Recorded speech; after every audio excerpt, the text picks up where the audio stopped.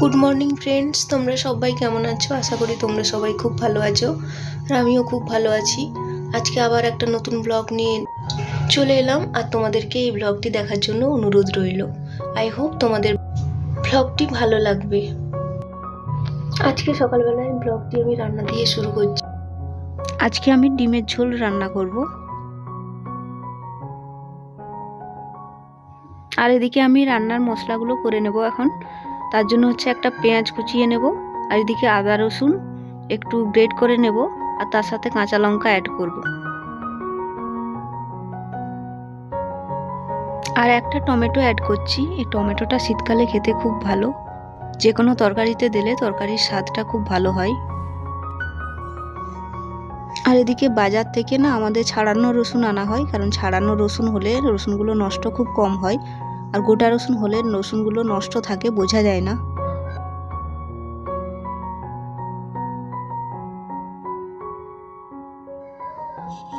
আদা রসুনটা আমি এখন গ্রেট করে নিচ্ছি আর মশলাটা করে নিয়েছি। আর এদিকে ডিমটাও তার মধ্যে আমার সেদ্ধ হয়ে গেছে, তো ডিমটা ছাড়িয়ে নেব। তো ডিমগুলো না খুব একটা ভালো সেদ্ধ হয়নি, মানে হাফ বয়েল রয়ে গেছিলো, তো সেটাই আমি আস্তে আস্তে করে ছাড়াতে হচ্ছে, যার জন্য তোমরা ভিডিওতে বুঝতে পারছো।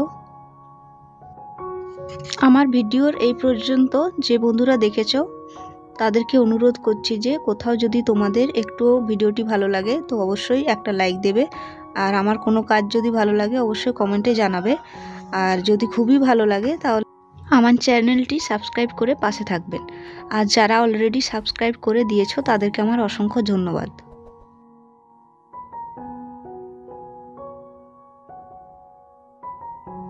এদিকে তেলে আমি হলুদ দিয়ে দিলাম।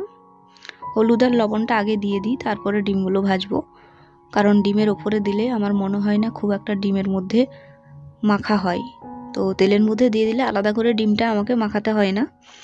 তো তেলের মধ্যে আমি ওই জন্য হলুদ নুন আগে থেকে দিয়ে দিই।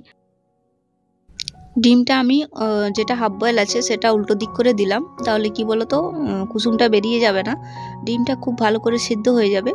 আর ডিমগুলো আমি এইভাবে আস্তে আস্তে ভেজে নেব। একটু ভেজে যাওয়ার পর তারপর উল্টে দিলে দেখবে ডিমটা ঠিকঠাক হয়ে গেছে, সেরকম আর কোনো অসুবিধা হচ্ছে না। ডিম দুটো খুব ভালো করে ভাজা হয়ে গেছে, তো এগুলো এখন আমি তুলে নেব। আর দেখো ডিমের কুসুমটা যেহেতু বেরিয়েছিল তাই তেলটা কিন্তু একটু ফেনা ফেনা হয়ে গেছে, কারণ কুসুমের যে তেলটা আছে বা ফ্যাটটা আছে যার জন্য তেলের মধ্যে ওরকম একটা ফেনা ফেনা ভাব চলে এসছে। এরপর একটা আলু কেটে রেখেছিলাম, সেটা এখন আমি ওই তেলেই ভেজে দেব, আর একটু লবণ দিয়ে দিচ্ছি আলুর মধ্যে। এরপর আলুটা খুব ভালো করে ভেজে নেব।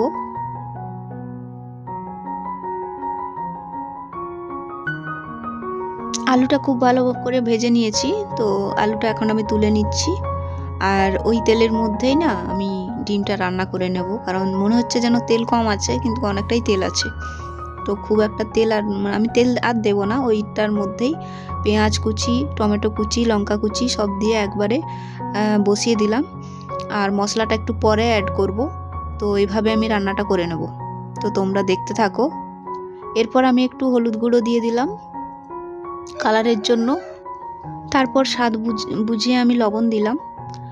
এরপর হচ্ছে পেঁয়াজটা আর টমেটোটা খুব ভালো করে ভেজে নেব, যাতে টমেটোটা কাঁচা না থাকে আর পেঁয়াজটাও খুব ভালো করে ভাজা হয়ে যায়। আর এটা যখন ভাজা হয়ে যাবে তখন হচ্ছে আমি এর মধ্যে আলুগুলো দিয়ে দেব। এরপর আলুটাও এই মশলার সাথে আমি খুব ভালো করে কষিয়ে নেব, যতক্ষণ না মশলা থেকে তেল ছেড়ে যাচ্ছে। তো খুব ভালো করে কষিয়ে নিয়ে মশলাটা আমার খুব ভালো করে কষানো হয়ে গেছে। এরপর আমি হচ্ছে এখানে জল অ্যাড করব। জল অ্যাড করে দিলাম, জলটা দিলাম মানে এই জলে আলুটা সেদ্ধ হয়ে যাবে। আর স্বাদ বুঝে আমি এখন এর মধ্যে একটু লবণ অ্যাড করব, কারণ আমার লবণ দেওয়া ছিল, কিন্তু যেহেতু জল দিলাম তার জন্য আরেকটু লবণ লাগবে, তাই একটু লবণ দিয়ে দিলাম। আর এদিকে খুব ঠান্ডা ছিল বলে বাইরে এসে একটু দাঁড়িয়েছি, গাছগুলো একটু দেখে নিচ্ছি। এদিকে আবার রান্নায় চলে গেলাম, তো আলু দেখলাম সেদ্ধ হয়ে গেছে, তো ডিমটা দিয়ে দিলাম ঝোলে। আর এরপর আমি এটা নামিয়ে নেব, কারণ আমার আলু সেদ্ধ হয়ে গেছে।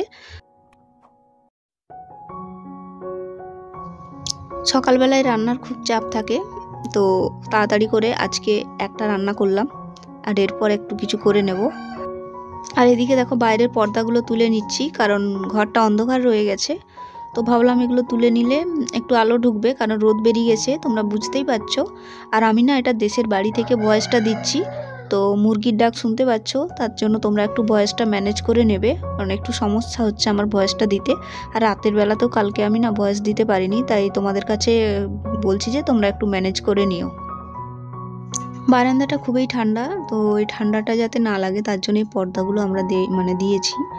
আর বাইরেটায় যেহেতু রান্না করতে হয়, সত্যি কথা বলতে খুবই ঠান্ডা লাগে, তো তার জন্য এগুলো আমরা দিয়ে রাখি, কিন্তু এগুলোতে সেরকম একটা কাজ হয় না, তাও মনের শান্তি আর কি। আর এই যে সকালবেলায় তুলে নিচ্ছি, কারণ সকালবেলায় তুলে নিলে একটু রোদটা ঢুকবে, আলোটা পাবো, নয়তো পুরো অন্ধকার লাইট জ্বেলে সব কাজ করতে হয়। তো সেটাও তো মানে সারাদিন ধরে লাইট জ্বেলে রাখাটাও সম্ভব নয়, তো তার জন্য এগুলো তুলে নিচ্ছি। আর আমার হাজব্যান্ডই এগুলো তুলে, তো হচ্ছে আমি আজকে তুলে দিচ্ছি, কারণ তার আজকে সময় হয়নি, সে স্কুলে চলে গেছে, তো দুপুর হয়ে গেছে, আর এখন আমি এটা তুলে নিলাম। আর এই গাছগুলো হচ্ছে ক্যাকটাস প্রজাতির। আর দেখো আমার গাছে কি ফুল ফুটেছে, কি ভালো লাগছে, ঘুম থেকে উঠেই দেখছি প্রচুর ফুল ফুটেছে, তো তোমাদেরকে দেখালাম। আর লঙ্কা গাছটাও না খুব বড় হয়ে গেছে, তো ভাবলাম গাছগুলোতে জল নেই, তো তার জন্য একটু জল দিয়ে দিচ্ছি, যাতে ফুলটা আরও বেশি করে ফুটে। আর গাছটার সাইজটা ছোট, আর পুরো গাছটাতে যখন ফুল ভরে থাকে না, খুব ভালো লাগে। আর একদম রেড কালারের ফুলগুলো, উজ্জ্বল রেড যেটা।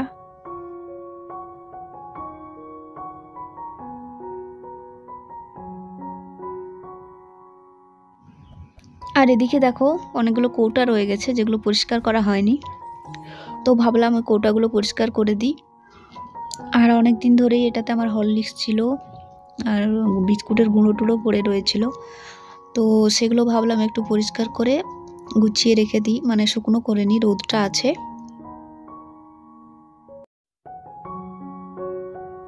আর যে কৌটাটা আমি দোকান থেকে এনেছিলাম না, কৌটাটাও ভাবছি ধুয়ে নিই, কারণ ওটা বোরোলিন ছিল, তাই বোরোলিনের গন্ধটা যাতে না থাকে তার জন্য ভালো করে ধুয়ে রোদে শুকনো করে নেব, তাহলে আমার খুবই সুবিধা হবে জিনিস রাখ। এগুলো না পরিষ্কার করার আমার খুব একটা সময়ই হয়ে ওঠে না, তো আজকে সময় পেয়েছি। আজকে রান্নাবান্না খুব একটা ছিল না, তার জন্য আজকে বসে বসে ভাবছি এগুলো পরিষ্কার করে নিই, তারপর স্নান করতে যাব।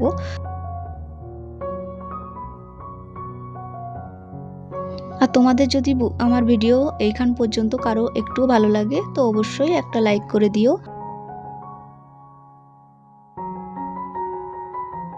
তো ব্লগটা আমি আজকে এখান পর্যন্তই রাখলাম, দেখা হবে আবার অন্য কোনো ব্লগে। তো তোমরা অবশ্যই আমার ভিডিওটি দেখো আর পাশে থেকো, আমার তোমাদের কাছে এটাই অনুরোধ রইল।